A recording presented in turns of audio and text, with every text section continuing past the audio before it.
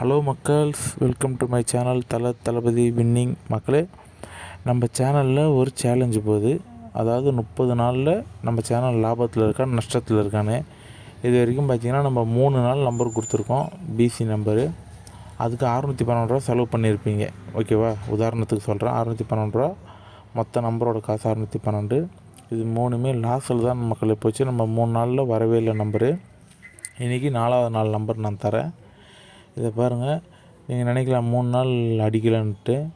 3 நாளில் இன்னும் 27 நாள் இருக்குது மக்களே. ஓகேவா, அந்த 27 நாளில் நம்ம எத்தனை நாள் அடிக்கிறோன்றது தான் மேட்ரு.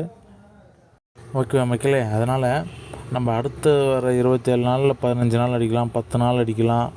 கடைசியில் மாதத்தோட அந்த 30 நாள் முடிவில் நம்ம லாபத்தில் இருக்குமா நஷ்டத்தில் இருக்குமான்றது தான் கான்செப்ட்டு. நம்ம சேனலை இப்போ யாரும் ஃபுல்லாக பார்த்து ஃபுல்லாக நம்பர் போட தேவையில்ல.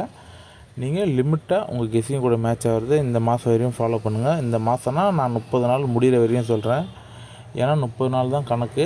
நான் இப்போ இன்றைக்கி 4வது நாள் கொடுத்துருக்கேன். ஓகேவா, ஆல்ரெடி 612 ரூபா நம்ம லாஸில் தான் இருக்கோம் மக்களே. ஒன்றும் ப்ராஃபிட் உள்ளே வரல.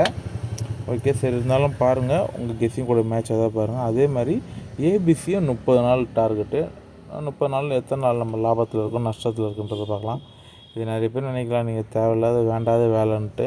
நம்ம ஒரு உதாரணத்துக்கு நம்ம சேனல் லாபத்தில் இருக்கா நஷ்டத்தில் இருக்காதான்றதை பார்ப்போம். ஏன்னா நம்ம சேனலை நம்பி போடுறவங்க லாபம் வரலன்னா கூட நஷ்டத்தில் போகக்கூடாது. உதாரணத்துக்கு இப்போ நான் சேனலில் போடுறீங்க, உங்களுக்கு ஒரு 30 நாள் நம்ம சேனல் அப்படியே பார்த்து போடுறீங்க, ஒரு 1000 ரூபாய் லாபம் வந்தால் கூட எனக்கு நிம்மதி தான், நஷ்டம் வரலன்ற வரைக்கும்.